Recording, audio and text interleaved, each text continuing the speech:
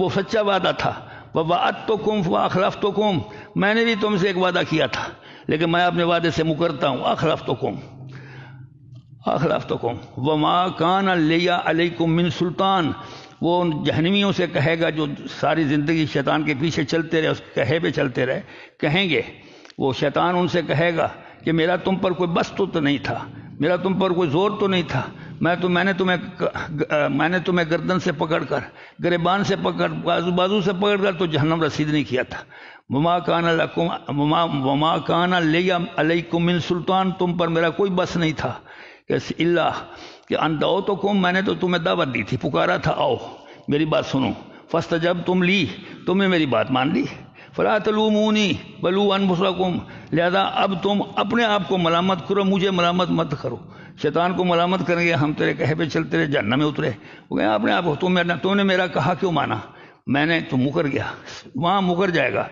اور کہے گا کہ انبیاء بھی تو تم سے باتیں کرتے تھے، ان کی مان لیتے، میں نے بھی تم سے بات کی، انبیاء نے کی، تم نے انبیاء کی سنی انسنی کر دی، میری بات مان لی، تو میرا اس میں کیا قصور ہے، لوموا انفسکم، اپنے آپ کو ملامت کرو، ما انا بمصرخکم، آج کے دن میں تمہاری فریاد نہیں سن سکتا، وما انتم بمصرخی، اور نہ تم میری فریاد رسی کر سکتے، نہ تم میرے کام آ سکتے ہو، نہ میں تمہارے کام آ سکتا، تم اپنی بھگتو، میں اپنی بھگتتا ہوں۔ شیطان اس دن یہ جو ہے مکر جائے گا۔ یہاں ہم شیطان کے پیچھے چلتے ہیں، شیطان کے وسوسوں پر چلتے ہیں، شیطان کے خیالات کو عملی جامہ پہناتے ہیں، اس کے خیالات پر اپنے خیالات کو قیاس کر لیتے ہیں اور اپنے یہ دوزخ جو ہے اس کو مستوجب کر لیتے ہیں۔ یہ ساری باتیں آپ دیکھیں قرآن مجید میں موجود ہیں، سورۃ ابراہیم کی آیتیں میں نے آپ کے سامنے پڑھی۔ تو فرماتے ہیں کہ وَيَوْمَ يَحْشُرُهُمْ، اب اگلا سوال کہ وہ دن قیامت کا ایسا ہوگا کہ یحشرہم، کہ اللہ تعالیٰ ان سب کو جمع فرما دے گا، یحشرہ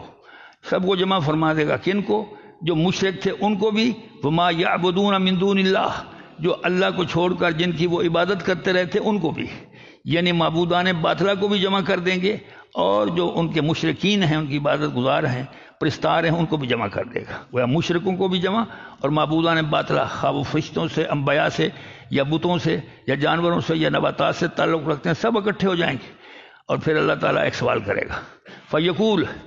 پھر اللہ تعالیٰ کہے گا کن سے؟ ان معبودان باطلہ سے سوال کرے گا، انتم اضللتم عبادی ہؤلاء، کیا تم ہو جنہوں نے میرے ان بندوں کو گمراہ کیا تھا؟ مشرکین بھی وہاں موجود ہوگا، ان کی طرف اشارہ کر کے اللہ تعالیٰ کہے گا کہ انتم، اے معبودان باطلہ، اے لات و منات و عزا و حبل، اے عیسیٰ علیہ السلام، اے عزیر علیہ السلام، یہ سب کا نام، اے فرشتوں سب کا، اے اولیاء اللہ، ان کو پکار کر کہے گا انتم، یہ تم ہو، اضللتم عبادی، جنہوں نے گمراہ کیا تھا، عبادی میرے بندوں کو، ہؤلاء، یہ جو میرے بندے بیٹھے ہیں مشرک جو جہنم کا ایندھن بن رہے ہیں، کیا ان بندوں کو، میرے ان بندوں کو تم نے گمراہ کیا تھا؟ ام ہم ضلوا السبیل، یا خود ہی یہ سیدھے رستے سے گمراہ ہو گئے تھے؟ ضلو جو ہے ضلہ یا ذلو گمراہ ہونا، اور اضلہ یضل اضلال گمراہ کرنا، تو اضللتم کا ہونا تم نے گمراہ کیا تھا میرے ان بندوں کو، ام ہم ضلوا السبیل، یا یہ خود سیدھے رستے سے بھٹک گئے تھے، از خود بھٹکے یا تم نے بھٹکایا؟ فرشتوں سے سوال ہوگا، عیسیٰ علیہ السلام سے سوال ہوگا، تو عیسیٰ علیہ السلام جواب بھی دیں گے، جس کا ذکر سورۃ مائدہ کے آخری رکوع میں کیا گیا ہے۔ فرشتوں سے سوال ہوگا، اس کا بھی جواب دیں گے، وہ بھی قرآن مجید میں مذکور ہے، فرشتے کہیں گے انہوں نے خود کیا تھا، ہمارا کوئی قصور نہیں ہے۔ تو اب یہاں بھی جواب موجود ہے، تو فرماتے ہیں قالو، وہ معبودان باطلہ کہیں گے سبحانہ کا، اے اللہ تیری ذات پاک ہے، شرک سے پاک ہے، سبحانہ کا، ما کان ینبغی لنا، ہمارے تو یہ لائق نہیں تھا، ہمیں تو یہ زیب ہی نہیں دیتا تھا، ہم تو تیرے بندے تھے، ہم تیری مخلوق تھے، فرشتے کہیں گے ہم تیری مخلوق تیرے بندے تھے، انبیاء کہیں گے ہم تیرے بندے تیری مخلوق تھے، اور دوسری چیزیں جن کو اللہ زبان دے گا، بتوں کو، پتھروں کو، اور ان کو، اصنام کو، اوثان کو، وہ بھی بولیں گے اللہ کی قدرت سے، اور وہ بھی یہی کہیں گے ہم تیری مخلوق تھے۔ ما کان ینبغی لنا، ہمارے تو یہ لائق نہیں تھا، ہمارے تو یہ شایان شان نہیں تھا، ہمارے تو بس میں یہ بات نہیں تھی، ہماری تو مجال نہ تھی کہ ان نتخذ من دونک من اولیاء، کہ ہم تجھے چھوڑ کر کسی اور کو اپنا دوست اور ولی بناتے۔ جب ہم دوسروں، اے اللہ تجھے چھوڑ کر کسی کو اپنا معبود، کسی کو اپنا دوست نہیں بنا سکتے تھے، تو پھر ہم دوسروں کو کیوں کہتے کہ تم ہمارے بندے بن جاؤ اور ہماری پوجا پاٹ کرو؟ عیسیٰ علیہ السلام سے پوچھا جائے گا تو وہ تو صاف کہہ دے گا جب تک میں زندہ رہا میں نے، اے اللہ تو جانتا کہ میں نے کسی کو نہیں کہا کہ میری عبادت کرو، میری ماں کی عبادت کرو، حضرت مریم کی، میں نے تو نہیں کہا تھا کہ مجھے بیٹا سمجھو، میں تو تیری وحدانیت، تیری توحید بیان کرتا رہا، میں نے ان کو ڈرایا بھی کہ تم شرک کرو گے تم دوزخ میں پھینک دیے جاؤ گے، لیکن انہوں نے میری ایک نہ سنی، اور جب تو نے مجھے آسمانوں پہ اٹھا لیا اس کے بعد تو جانتا اور یہ جانتے یہ کیا کرتے رہے، اس کا ذمہ دار میں نہیں ہوں۔ تو اسی طرح فرشتے بھی یہی کہیں گے اور دوسرے لوگ بھی یہی کہیں گے۔ تو اللہ تعالیٰ فرماتے ہیں کہ ان نتخذ من دونک من اولیاء، کہ ہمارا تو یہ بس نہیں تھا اور یہ ہماری مجال نہیں تھی، ینبغی انبغا ینبغی انفعال کا باب انبغا سے ہے، اس میں مجال ہونا، طاقت ہونا، شیان شان ہونا، خاصہ ہونا، خصوصیت ہونا کے معنی کیے گئے۔ ما کان ینبغی لنا، یہ ہماری خصوصیت نہیں تھی، یہ ہماری مجال نہیں تھی، یہ ہمارے شان کے خلاف تھا کہ ان نتخذ من دونک من اولیاء، کہ اے اللہ تجھے چھوڑ کر ہم ان معبود باطلہ کو اپنا ولی اور اپنا معبود سمجھ لیتے،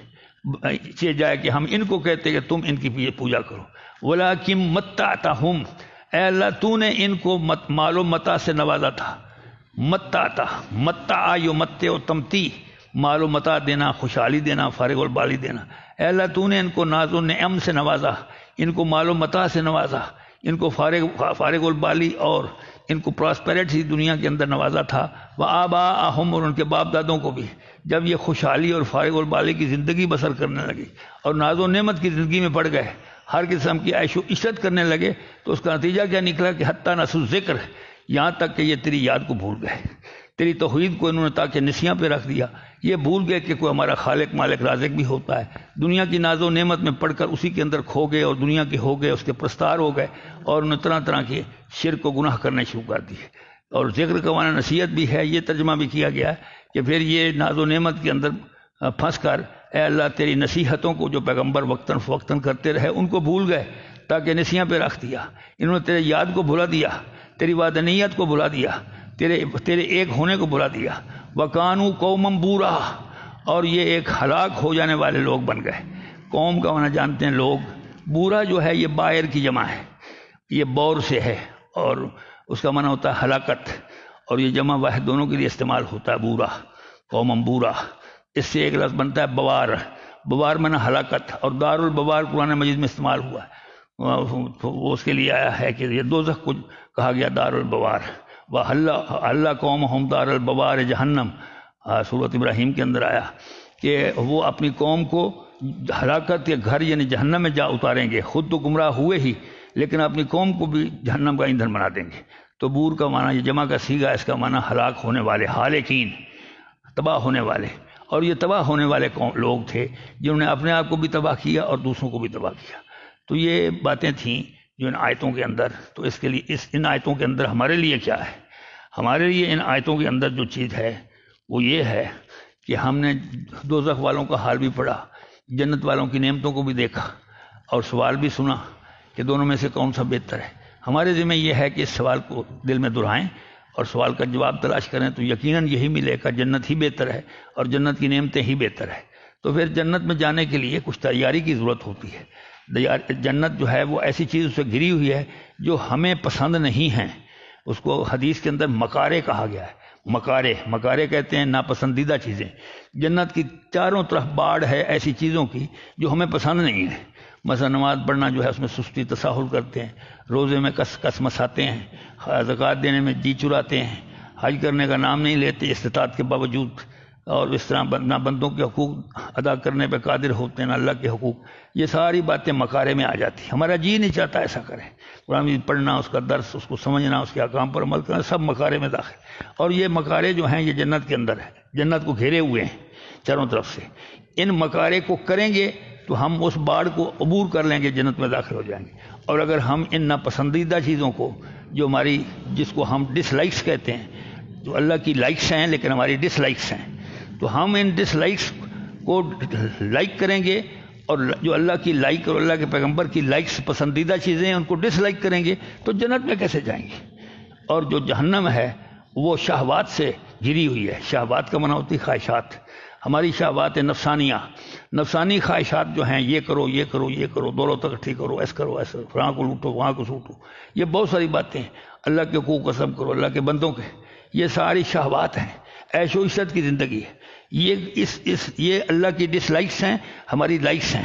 ہماری پسندیدہ چیزیں ہیں، اللہ کی ناپسندیدہ چیزیں ہیں۔ تو جب ہم ایسا کریں گے کہ اپنی پسندیدہ چیزوں کو تو اولیت دیں گے اور اللہ کی پسندیدہ چیزوں جو ہیں ان کو ڈس لائک کریں گے، تو پھر ہم جنت میں کیسے جا سکتے ہیں؟ پھر ہم دوزخ سے کیسے بچ سکتے ہیں؟ اس کو ہمیں گریبان میں منہ ڈال کر ہمیں سوچنا چاہیے، میں سمیت سوچنا چاہیے۔ میں کوئی اتنا آپ سے زیادہ نیک آدمی نہیں ہوں، ہو سکتا آپ سے زیادہ ہی گناہ گار ہوں،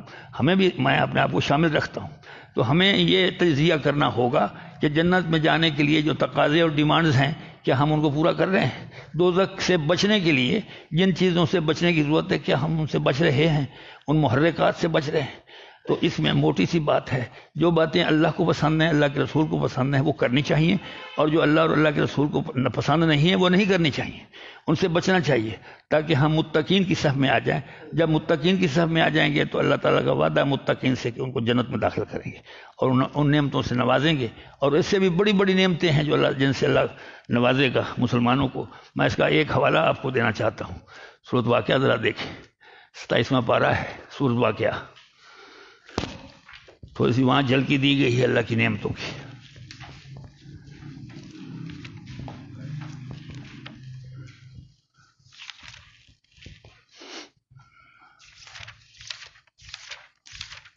سورۃ واقعہ 482 سے واجنا سورۃ واقعہ ذرا اس میں دیکھیں، اس میں کچھ نعمتیں ہیں جو جنت میں ملے گی مختلف لوگوں کو درجہ و درجہ۔ اب ذرا دیکھیے، یہ 482 صفحے پر آیت نمبر 10، والسابقون السابقون، یہ دین کے اندر اور ایمان لانے میں اور نیک عمل کرنے میں جو سبقت لے جانے والے ہیں ان کے کیا کہنے؟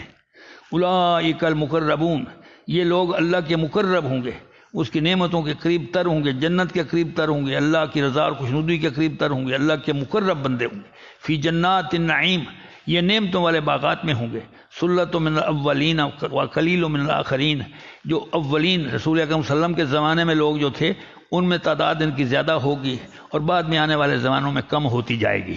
ہمارے ہاں کم ہو گئی ہے۔ تو فرماتے ہیں الا سرر موضونہ، یہ ایسے پلنگوں اور ایسے تختوں پر ہوں گے آرام کرنے کے لیے جو سونے کے تاروں سے بنے ہوں گے۔ متکئین علیہا، وہ ان پر تکیہ لگائے ہوئے ہوں گے۔ متقابلین، ایک دوسرے کی طرف منہ کر کے فارغ البالی کے ساتھ بیٹھے ہوں گے۔ یطوف علیہم ولدان مخلدون، ان کے درمیان میں ایسے لڑکے پھرتے ہوں گے نعمتیں لے کر، کھانے پینے کی چیزیں لے کر، جو ہمیشہ لڑکے ہی رہیں گے۔ بے اکوابن، وہ ایسے گلاس اور ایسے آب خورے لیے پھریں گے، وہ اباریک، اور ایسے جگ لیے پھریں گے، وکاس من معین، اور ایسی نتھی ہوئی صاف ستھری شراب کے پیالے ہوں گے۔ لا یصدعون عنہا ولا ینزفون، کہ ان کو پی کر نہ تو انسان کے سر میں درد ہوگا اور نہ ان کی طبیعت خراب ہوگی۔ وفاکہۃ، اور یہ لڑکے پھل بھی رکھتے ہوں گے، مما یتخیرون، جو بچتے والوں کو بڑے پسند ہوں گے۔ ولحم طیر، پرندوں کے گوشت بھی ان کے پاس ہوں گے، پرندوں کے گوشت پکے ہوئے۔ اب یہاں پرندوں کے اندر ہم صرف وہ کیا کہتے ہیں چکن کو ہم کھاتے ہیں، جس کے اندر غذائیت کے بارے میں سوالیہ نشان ہے، اس کو ہم کھاتے ہیں، اور دوسرے پرندوں کا گوشت ہم نہیں کھا سکتے۔ تو لحم طیر، پرندوں کے گوشت بھی ان کے پاس پکے ہوئے ہوں گے۔ مما یشتہون، جو وہ چاہیں گے وہ ہوں گے۔ وہ کبوتروں کا گوشت کھانا چاہتے ہیں، اب یہ دنیا پہ قیاس کر رہا ہوں، پتہ نہیں وہاں کیا کیا پرندے ہوں گے، تو ان کا وہ کھائیں گے۔ یشتہون، حور عین، وہاں ان کے لیے موٹی موٹی خوبصورت آنکھیں رکھنے والی حوریں ہوں گی۔ کا امثال اللؤلؤ المکنون، جن کی مثالیں ایسی ہیں جیسے کچھ چھپے ہوئے موتی چمکتے دمکتے، جن پر زمانے کی گرد و غبار بھی نہیں پڑی، ایسی حوریں ہوں گی۔ جزاء بما كانوا يعملون، یہ سب کچھ جزا ہوگی، بدلہ ہوگا ان اعمال کا جو وہ کرتے رہے تھے دنیا کے اندر۔ لا يسمعون فيها لغوا، وہ جنت کے اندر کوئی لغو بات نہیں سنیں گے، بیہودہ بات۔ ولا تاثیما، اور نہ کوئی گناہ کی بات دیکھیں گے نہ سنیں گے۔ دنیا کے اندر ہم نہ بھی سننا چاہیں تو بہت سی سننی پڑ جاتی ہیں، لوگوں کی گالے گلوچ بھی سننے پڑتے ہیں اور ان کی گناہ کی باتیں بھی۔ الا قیلا سلاما سلاما، جنت کے اندر صرف سلام سلام کی آوازیں آئیں گی، اہل جنت ایک دوسرے کو سلام بھیجیں گے۔ واصحاب الیمین، اور جو دائیں طرف ہوں گے عرش الہی کی دائیں طرف، ان کے کیا کہنے ہیں؟ فی صدر مخضود،